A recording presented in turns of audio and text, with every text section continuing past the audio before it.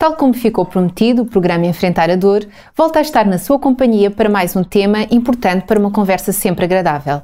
Hoje, escolhemos o capítulo 12 do livro Enfrentar a Dor porque fala precisamente da forma como podemos e devemos preparar a despedida. Porquê? Porque a morte de alguém muito próxima traz consigo, para além do pesar, um sem número de coisas para se gerir. O pensar no que gostaríamos que acontecesse pós-morte e no que gostaríamos de legar a quem mais amamos deve ser visto como um processo normal de despedida. Sociedades como os Estados Unidos da América já vivem esta experiência há muitos anos, fazendo inclusive parte de um processo de luto. Na nossa conversa de hoje, falaremos com naturalidade em como preparar a despedida, a utilidade da redação de um testamento, como se comporta um doente terminal e como podemos acompanhar. Olá, Dulce. Olá. Obrigada por teres mais uma vez aceito este nosso desafio. Gostaria de iniciarmos a nossa conversa contando a experiência de um já falado e já editada experiência de Marie Picard. Marie Picard vivia em França, em Lorraine. Ela tinha 37 anos quando é diagnosticada uma doença oncológica, com 4 filhos bem pequeninos.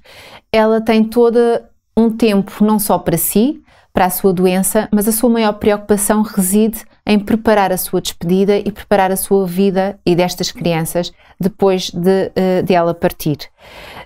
Marie lutou sempre até conseguir, até à sua morte, para que essas crianças fossem adotadas por uma única família e seguissem todas juntas com a companhia das outras. Para além disso, ela escreveu um livro onde dedicou à sua filha todos os seus momentos e todas as suas recordações fidedignas da sua história para que as suas filhas se lembrassem dela. Esta história faz-nos refletir um bocadinho de como podemos viver os nossos últimos tempos e como nos podemos organizar. Podíamos contar umas outras inúmeras histórias, tu terás com certeza também algumas e acompanhadas de perto. Mas como é que nós podemos preparar esta nossa despedida?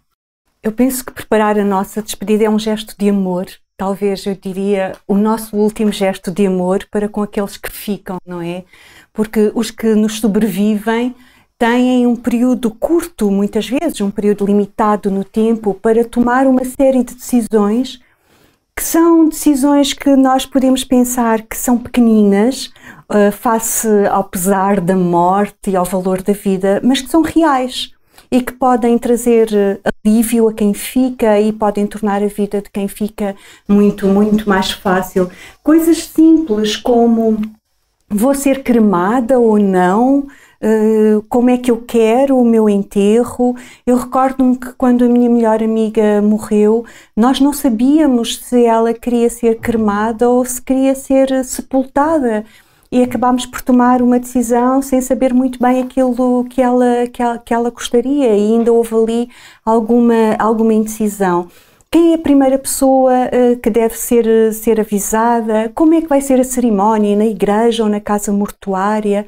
São questões muito pequeninas, mas que podem ser muito úteis para quem fica.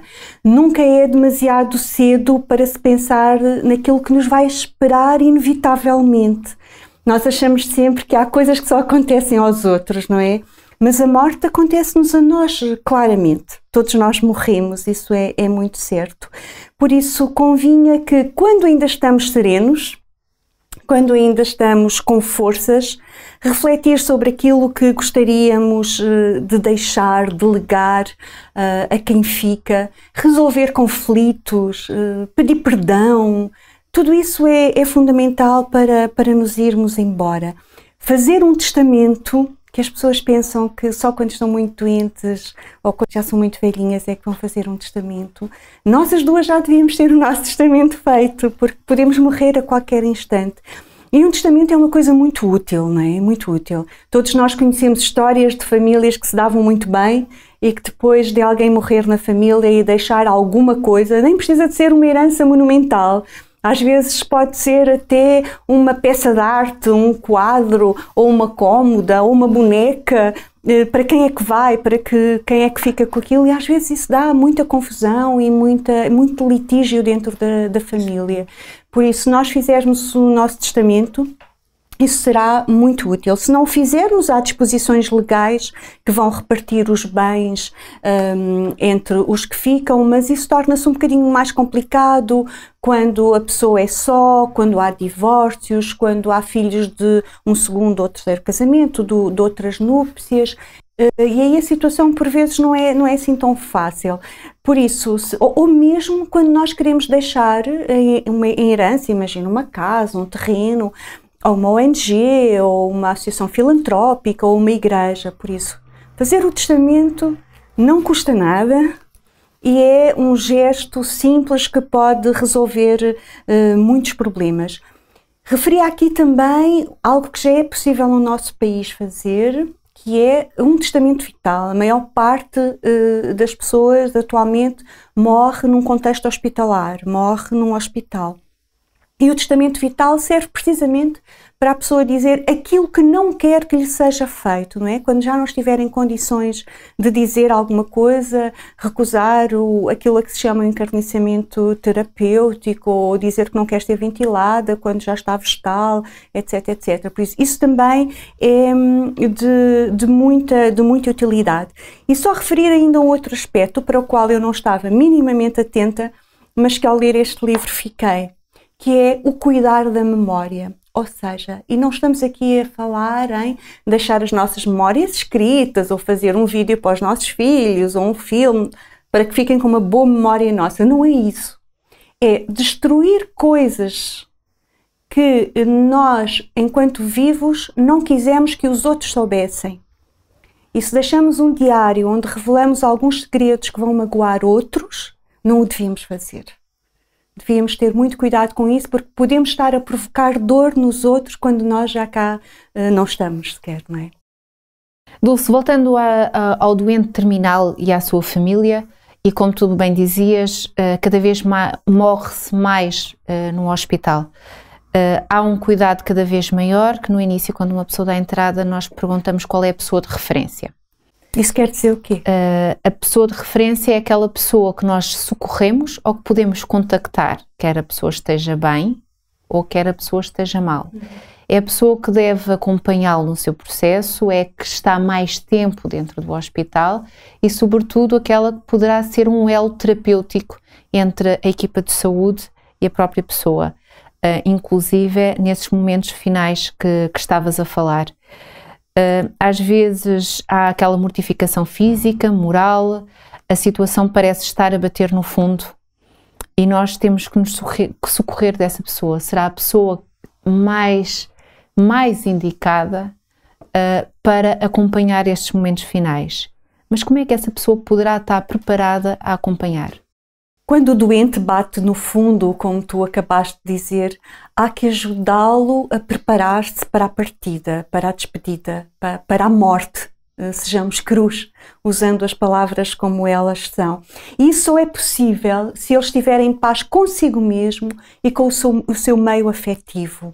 Por isso, é muito importante que essa pessoa de referência, como tu dizias há pouco, ajude a conseguir a compreensão, a lucidez, o amor nesta fase final. Ela até pode viver este período maior ou menor de uma maneira mais profunda e mais pacífica, não é? Muitas vezes, quando chega aqui, permanecer vivo já não é o principal. Pastor Badenas tem uma frase que eu gostei muito, que ele dizia que neste momento, quando já não há mais esperança, quando já não resta outra alternativa se não aceitar esta realidade com serenidade, ele dizia: a família neste momento deveria compreender que viver é mais do que durar. É muito interessante esta expressão. Por isso, a atitude daqueles que acompanham o moribundo deve ser uma atitude positiva e muito verdadeira. Ou seja, podem-se olhar olhos nos olhos, podem-se permitir com muito mais sinceridade dizer tudo o que sentem. Há quem diga que nessa altura podemos ser lamechas, é uma expressão horrível, isso quer dizer que houve um período da vida em que podíamos ter sido afetuosos e carinhosos e revelar o nosso amor e não o fizemos. Bem, se não o fizemos, neste momento é crucial que o possamos fazer, agradecer coisas que nunca agradecemos, ou então permanecer em silêncio, se não soubermos fazer mais nada, porque nessa altura já não é preciso preparar, já não é preciso preencher espaços com trivialidades, o silêncio pode ser útil. O que o ente querido precisa de perceber para descansar em paz é que está acompanhado no momento mais transcendente da sua existência, que é a sua caminhada final nesta Terra. Ainda agarrando nas tuas palavras e falando um bocadinho sobre este acompanhamento, se é verdade que a morte é comum, a forma de morrer é diferente de pessoa para pessoa, porque cada ser humano é um ser único. Como é que deve ser feito este acompanhamento?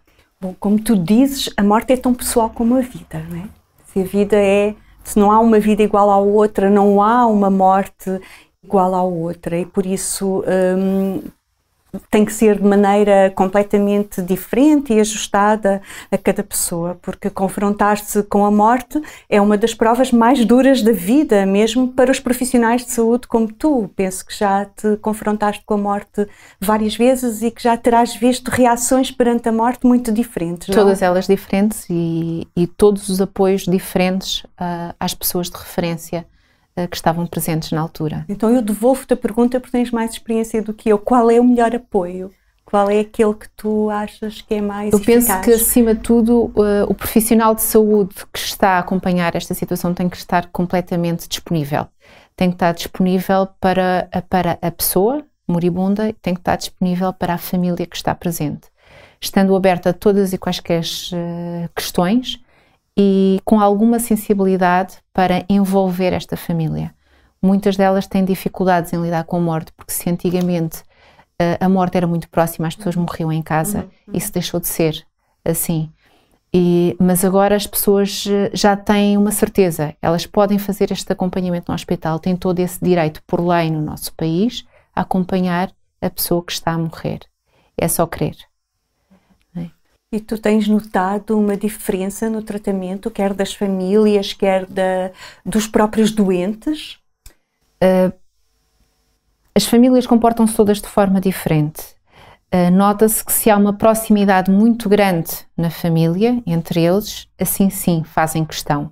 Outros têm de tal forma medo da morte que nos momentos finais retraem-se e querem-se retirar porque não estão a aguentar.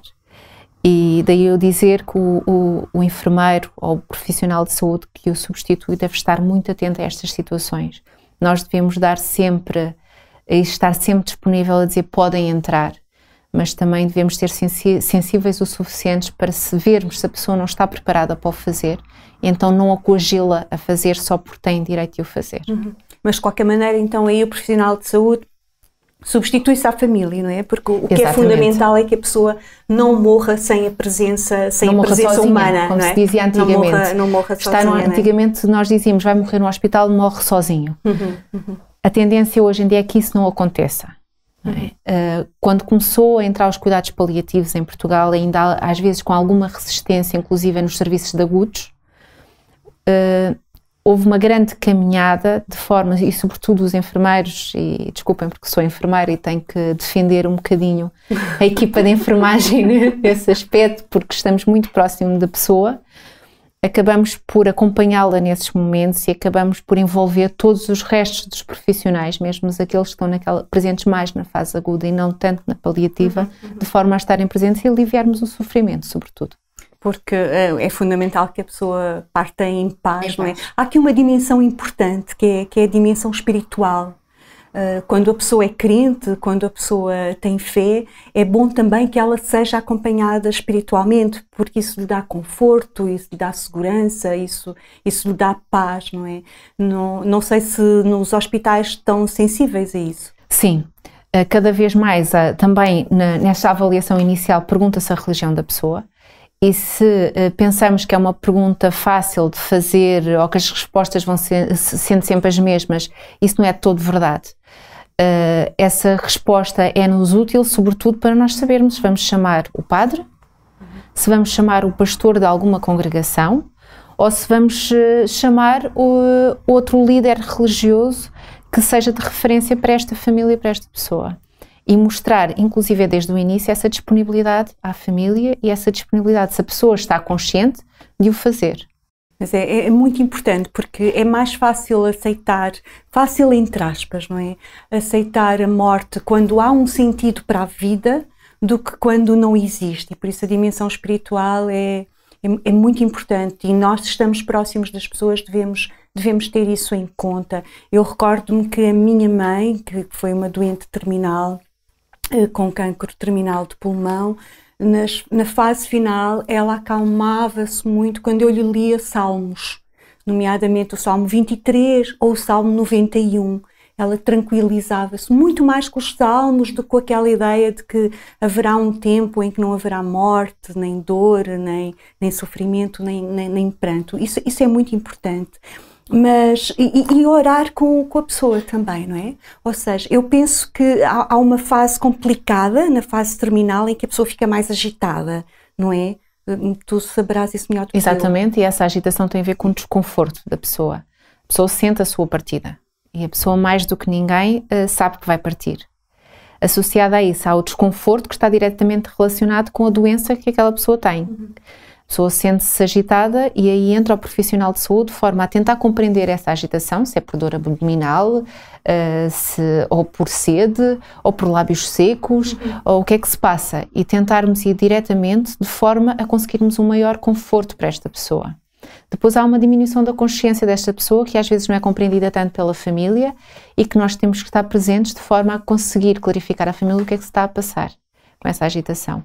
Mas é engraçado que esta coisa de dizer que a pessoa sabe que vai morrer, a pessoa sabe o que é que está à espera. E quando nós conseguimos dar a resposta a esta pessoa daquilo que ela está à espera, às vezes é uma oração, às vezes é um último filho que chega, mas a pessoa depois parte em paz, depois de ter tudo resolvido. E isso é fundamental, não é? Isso é fundamental. Há quem diga também que se pode pôr uma música suave, que se deve falar suavemente à pessoa. No fundo é dar-lhe amor no seu momento final, não é? Exatamente, ir de encontro àquilo que a pessoa mais gosta, né? E de que precisa, na altura e no momento. E estamos a falar numa coisa que eu vou-te reforçar com uma pergunta, e será a nossa última pergunta de hoje. Há esta autorização de dizer adeus? É interessante, não é? A autorização para dizer adeus. Eu senti muito isso, peço desculpa estar aqui a falar desta minha experiência pessoal, nesta minha amiga que morreu com um cancro aos 39 anos. A irmã dela era enfermeira e nos momentos, no último dia, estávamos todos lá, ela insistentemente ela dizia à minha amiga, eu achava que a minha amiga já não estava a ouvir nada, ela dizia, vai tranquila, nós cuidamos do Fran. O Fran era o filho que tinha 3 anos. Vai tranquila, podes ir. Vai, descansa, fica em sossego porque nós cuidamos do Fran. Nós cuidamos do teu filho. E dava-lhe um brinquedo para ela agarrar. Bem, agora estou-me a emocionar. Bom, só porque eu não tinha esta noção de quão importante é dar autorização ao outro para partir, para morrer, não é? Nós não queremos que o outro vá, por isso temos tendência a mantê-lo com vida ou a mantê-lo numa vida que já não existe, não é? Para aliviar a nossa própria angústia. E aqui era muito importante perceber que o melhor que podemos fazer por aqueles que nós mais amamos é dar-lhes a entender que tudo fica em ordem, que eles podem morrer tranquilos, porque os filhos não vão ficar desprotegidos, ou o marido não vai ficar abandonado, ou o pai não vai ficar sem ser acompanhado. Por isso, para eles poderem morrer sem remorsos, não é? Nestas alturas, aproveitando que eu me emocionei, como nós aprendemos aqui nestes programas todos, chorar faz bem. Chorar nestas alturas da partida também nos faz bem a nós que ficamos, não é? O não termos medo das lágrimas, o não tentar reprimi-las ou escondê-las. As lágrimas expressam afeto e é uma maneira também de dizer adeus. Mas eu diria, tu dizias que era a última pergunta, por isso eu vou aqui tentar concluir que o importante é saber que a morte não tem que ser uma emergência. Que a morte nunca tem que ser uma emergência. Quando esta chega, nós temos que correr, não. O importante é perceber aqui que a morte pode ser preparada. Pode ser preparada por quem parte e pode ser preparada para quem fique. E aqui, chegado a este momento, convinha que nós disséssemos, como o pastor Badenas refere aqui, citando um outro autor, eu não sei quem é que é, mas ele diz algo muito interessante, que é: devíamos pensar que os nossos entes queridos poderiam dizer-nos neste momento qualquer coisa como: eu prefiro que tu estejas comigo uns instantes, agora que eu estou vivo, do que uma noite inteira quando eu morrer, não é? Há aquela coisa do velório, fica-se ali uma noite inteira. Eu prefiro que tu me ofereças uma só flor do que uma coroa quando eu morrer. E eu prefiro que tu me dediques agora uma palavra amável, agora que eu estou vivo, do que um maravilhoso epitáfio quando eu morrer. Obrigada, Dulce, por estes belos momentos que passamos sempre juntas. Obrigada, eu. É sempre um privilégio acompanhar um ser querido na sua aflição. Fazendo com e por amor, tem um valor incalculável. Fazendo coração com ternura, com toda a paz possível, a nossa companhia é a nossa maior oferta na hora da sua despedida. Neste programa refletimos em tudo aquilo que podemos fazer e viver quando a morte se aproxima. Chegamos ao final de mais um programa, mas antes de nos despedirmos, quero dizer-lhe que pode solicitar livros Enfrentar a Dor. Ajude-nos a levar mais longe a certeza de que a dor e o sofrimento podem não ser o fim da nossa felicidade. Portanto, entre no nosso site e preencha o formulário que aparece em hopetv.pt. Para a semana, outro assunto. Falaremos do que podemos viver perante a morte. Fica o convite para que nos encontremos na próxima semana, quer aqui no Hope Channel Portugal, quer pela rádio RCS. Fique bem!